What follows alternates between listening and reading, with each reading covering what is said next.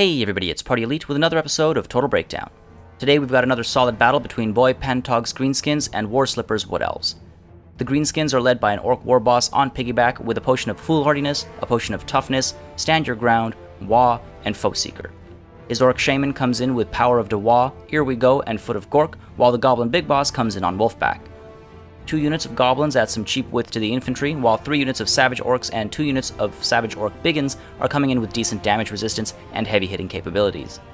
The 8 Peak Loonies bring some poison into the field, while the Rusty Errors can help reduce tree armor. We don't see it very often, but in this case there are a couple of treekin on the other side of the field.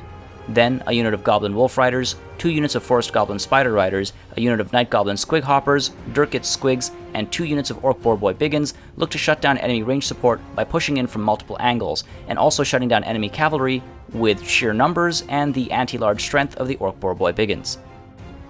A Glade Lord flies in to lead the Wood Elves with the Eye of Kurnos, the Arrow of Kurnos, Prey of Anathrema, and a Potion of Toughness. The Spellsinger of Life flies in with Life Bloom, Earthblood, Regrowth, and Arcane Conduit. 3 units of Eternal Guard and 2 units of Dryads will work well together to fend off enemy cavalry and infantry, while the War Dancers are a solid all-round unit and can provide support where needed, while 3 units of Glade Guard with Starfire Shafts provide range support that cause magical and flaming damage as well. Then, we've got 2 units of Wild Riders to provide some mobile screening, while the 2 units of Treekin will form a wall behind which the archers can hide. Alright, as always, we're going to start with a discussion about deployment, and as you can see, the Greenskins getting very aggressive from the get-go there, while the Wood Elves taking a much more defensive route. So let's start with a conversation about the Greenskins, and as you can see, they have a bit of a vanguard force over here. We've got the Forest Goblin Spider Riders on either flank, we do have the Night Goblin Squig Hoppers and Durkit Squigs just inside, and then the Goblin Wolf Riders up front in the center, and these guys are up front like this so they can push forward and shut down any clever vanguard deployment that the Wood Elves might do. These guys are all very fast-moving cavalry, so, you know, if there are any ranged units that are up front getting some early shots off, these guys are going to be able to shut that down right away. So, good deployment there, while back here we have the main force. We've got the Goblins and the 8 Peak Loonies up front here, Unbreakable in the center, of course. The Orc War Boss, the Goblin Big Boss, and the Orc Shaman right up front as well, able to provide support in melee or with magical damage, obviously. And then we've got the Orc Boar Boy Biggins on either flank here. These guys able to push forward and actually get involved with some of these Vanguard deployed units over here and over here, able to dive into Wild Riders and protect these guys from Wild Riders that might get a little adventurous, while we also have the Savage Orc Biggins, and these guys are lined up with the Savage Orcs back here, this line of Savage Orcs. These guys can be used to help, again, work with the Orc Boar Boy Biggins, protect these guys or defend from any adventurous Wild Riders, while of course the center line of Savage Orcs, these guys are looking to dive in after the Goblins and the 8 Peak Loonies engage, you know, coming from the flanks, coming from the rears, whatever options open up. Finally, the Rusty Errors all the way at the back here, able to provide that range support, get armor reduction in, armor sundering in before lines meet, and just help out with the melee engagements. Now, let's take a look at the Wood Elves. Again, a very defensive deployment here. So you can see over here we do have the Glade Lord and the Spellsinger of Life, both of them in the air, so able to cause some significant melee damage as well, all things considered. While the Wild Riders are tucked away in the trees here, ready to protect these Glade Guard who are deployed up front. And again, these guys are probably looking to, you know, push up a little bit, get some early range fire in, and then pull back and fall back into a defensive position, because you can see we've got the Treekin over here, and right behind them we have the Dryads as well as the War Dancers, and finally all the way at the back we do have the Eternal Guard. So these guys, again, looking to create some form of box, I guess you could call it, with the Treekin up front holding back. These guys have extremely high melee defense, so they can hold a line for sure, while the Eternal Guard will, of course, protect from any rear charges that might be coming in. So that seems to be the overall plan of the Wood Elves and the Greenskins. Let's see how it all breaks down. Now, right away, of course, the Greenskins push forward because they can see that the Wood Elves are not as aggressive as maybe they're expecting them to be. So while the Wood Elves are nudging their archers forward, we also have the Greenskins responding with their main forces. These Forest Goblin Spider Riders as well getting a little, you know, exploratory there, poking forward alongside the Durkit Squigs over here, eating a lot of shots right from the get-go, so you can see they take a fair amount of damage, so peeling off to the side, trying to get away from being in range for both of these guys, and Durkit Squigs as well, pulling back to make sure they're not in range. But these Forest Goblin Spider Riders eating a lot of shots, already at half health, and the battle has barely begun. Meanwhile, you'll see the Goblin Wolf Riders very hesitant to push forward, waiting for these Forest Goblin Spider Riders to nudge forward to the side alongside the Orc Boar Boy Biggins, while the Glade Lord as well as the Spellsinger of Life pushing up front to get some early damage in.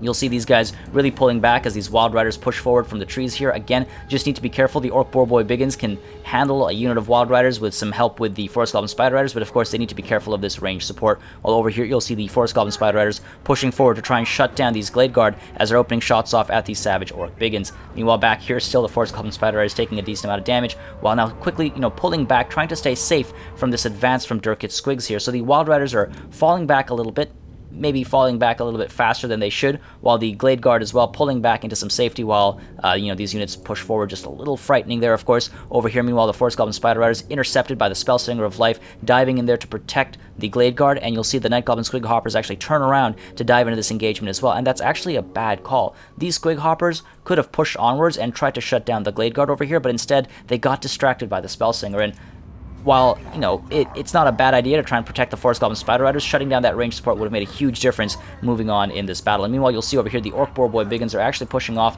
to this right flank as well to join these Orc Boar Boy Biggins as they cautiously push forward ever so carefully, avoiding that range fire, also needing to be careful of the Wild Riders when they decide to charge in. Meanwhile, the range support here you can see scaring the Night Goblin Squig Hoppers and the Forest Goblin Spider Riders back. The Goblin Big Boss pushed in to scare these guys away, doing so quite successfully, and then again pulling back into some safety, while again cautiously pushing forward. The archers are doing a lot of work.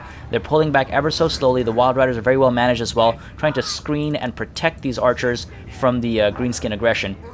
And you can see here the Forest Goblin Spider Riders finally getting a little bit more confident, really pushing in with some force here, trying to shut these guys down, and the Wild Riders now confidently sitting in the center there, able to push forward wherever necessary. And again, these Glade Guard just getting shots off. These Forest Goblin Spider Riders have done absolutely no work and have already dropped to about a quarter of their health. So great work there, while on this side over here, these Forest Goblin Spider Riders and the Night Goblin Squig Hoppers pushing off to the side of this little mound over here to be able to come in from the rears and the sides, of course. So great placement there, just getting ready for that, while the Wild Riders and the Glade Guard now pushing back, pulling back behind that line of treekin as these goblins to 8 Peekaloonies and these goblins close that gap. So that's been the plan all along, just to fall behind and stay protected by that front line of treekin, and of course the rear lines of Wild Riders as well as the Eternal Guard. So you'll see these charges do go down, and as they do so on this side over here, we have the Night Goblin Squig Hoppers as well as the Forest Goblin Spider Riders pushing off to the side here, looking for an opportunity to push in. Obviously, at this point in time, they're not really able to just dive into any engagement. These two Wild Riders could shut these guys down very easily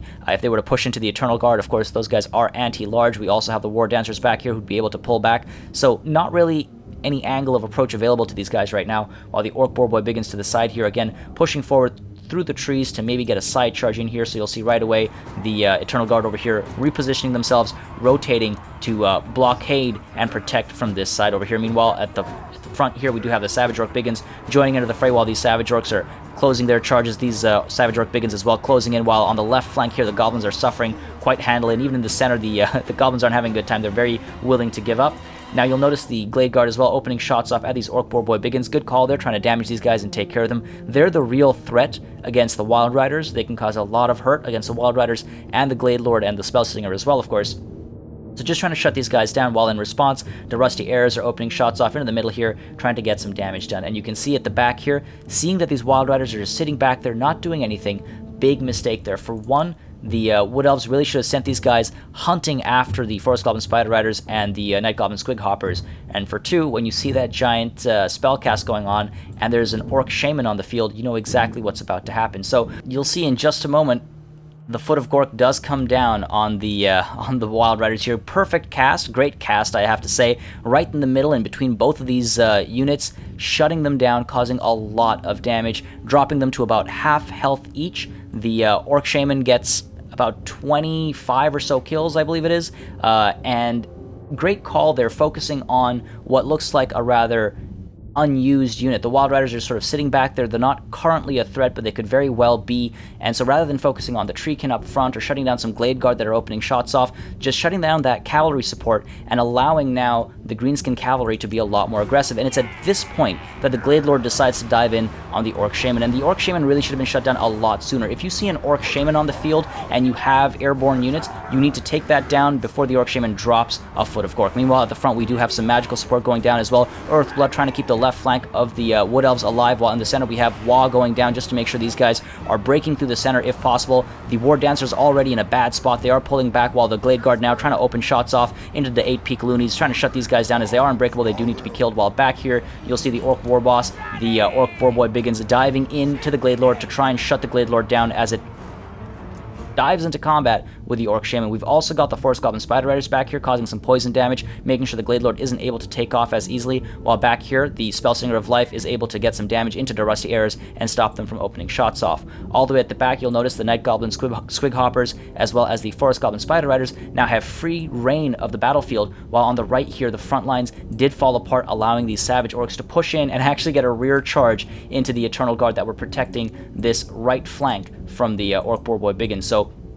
great work there by the Greenskins, just penetrating that front line on the right here, completely devastating the sort of rear guard that were these Wild Riders, forcing them to scurry away from this aggression, because between the Orc Boar Boy Biggins, a little bit of poison, and the Night Goblin Squig Hoppers, these guys can be taken care of pretty easily. But you'll notice another great move here by the Greenskins. Rather than just chasing after these Wild Riders, turning around and deciding to shut down both of these units of Glade Guard. You'll see these Forest Goblin Spider Riders diving into these Glade Guard, while the Night Goblin Squig Hoppers diving into these Glade Guard, just trying to shut down that range support, making sure the front line is doing as well as it can.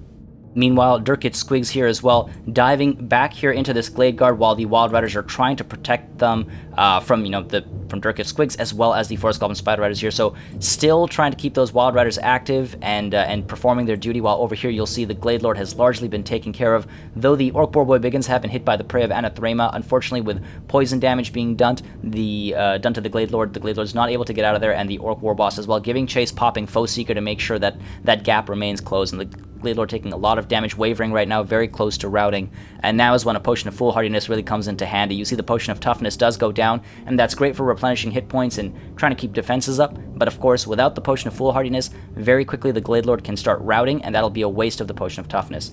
Now, the top right corner here, meanwhile, you'll see we have the Orc Boar Boy Biggins diving into these Wild Riders as they are pinned in place by Dirkit Squig. So you'll see that rear charge comes in and does a lot of work, shutting these guys down more or less right away, while the Glade Guard over here taking a lot of damage as well, and the Night Goblin Squig Hoppers decide to disengage. Not the best call. They should have kept engaged in there, shut these guys down, and cause a lot more damage, especially to morale, and scare them off. But they decide to pull back and dive in to try and protect, I think, the Forest Goblin Spider Riders, but the Wild Riders, of course, able to do a lot of work there.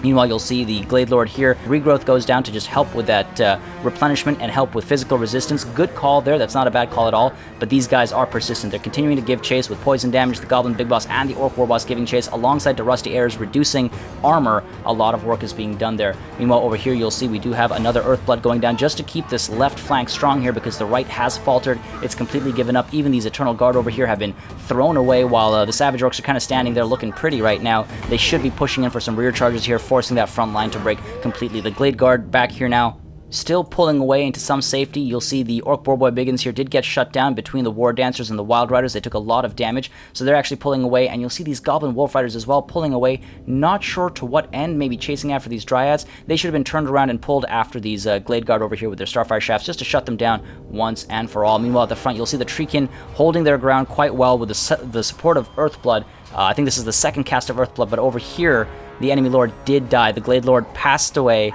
So these guys are falling apart. Even the Treekin, who were doing so well for so long, as I was just saying, under the support of all that Earthblood and whatnot, beginning to rout now, not willing to stick and fight. The Glade Guard back there still getting some shots off. The Spellsinger of Life trying to provide some support with that encouragement in that small radius over here, but as these Orc Boar Boy Biggins shut that gap down, you'll see these guys are very quickly going to want to give up. The Orc War Boss as well as the Goblin Big Boss coming in from this side as well, just chasing these guys down. It's basically just cleanup at this point, while the Greenskins chase the Wood Elves around the battlefield, shutting them down for a Pyrrhic victory. Now, the Wood Elves had a decent start to this battle, managing the ranged units very well, ensuring they were kept safe by the characters or the cavalry, but once they were safe behind the tree line, it all went wrong. It may have been a case of overconfidence, it may have been a false sense of security, as is often the case, but the quality of micromanagement went away soon after the lines met. As we saw, the ranged units were just standing around, and cavalry units literally waited to get gork stomped before having their hand forced by a relatively simple flanking maneuver. That's not to say the Greenskins didn't work hard for their victory. They gave chase very well, spotted the Wild Riders as a target for the Foot of Gork was an excellent call, I have to say, opening up the flanking maneuver that would otherwise have been shut down, and it may have actually resulted in a Wood Elf victory. As always, make sure you subscribe to this channel for more Total War content and keep sending in those battle replays. I do think it's one of the best ways to learn, and it's always fun highlighting such great battles from the community. Thank you very much for watching, and I'll see you on the battlefield.